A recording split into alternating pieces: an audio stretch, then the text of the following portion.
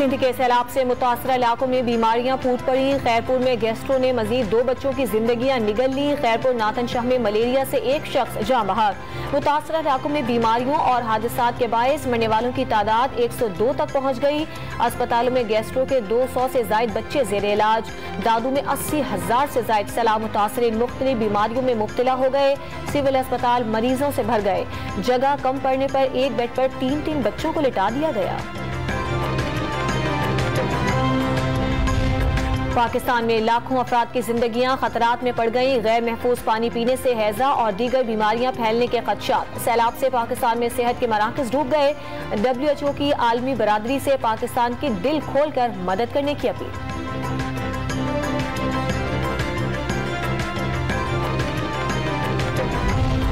सिंध में सैलाब मुतासरीन को एक के बाद दूसरे इम्तिहान का सामना। खैरपुर और सांगड़ में बारिश का पानी 1 माह गुजर जाने के बाद भी ना निकाला जा सका। सड़कें डूब गई। घरों और स्कूलों में कई फीट पानी जमा। कुछ इलाकों में पानी कम होने पर बड़ी कड़ाही में सामान रखकर मकीनों की वापसी।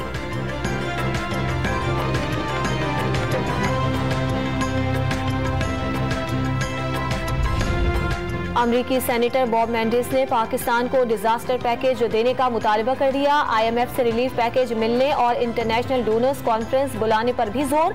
पाकिस्तान को मिलने वाली इमदाद एक कतरे से भी कम करार दे दी।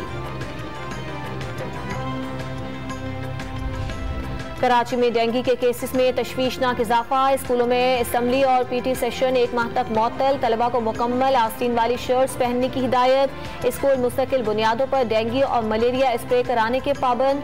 तमाम स्कूल मलेरिया और डेंगू के हवाले से आगाही सेशन का इनेकाद करेंगे।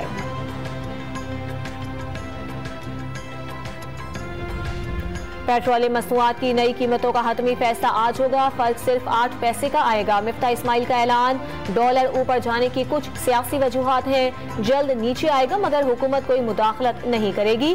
वजीर खजाना की गुफ्तगू। बिजली अक्टूबर तक सस्ती होने का दिलासा दे दिया।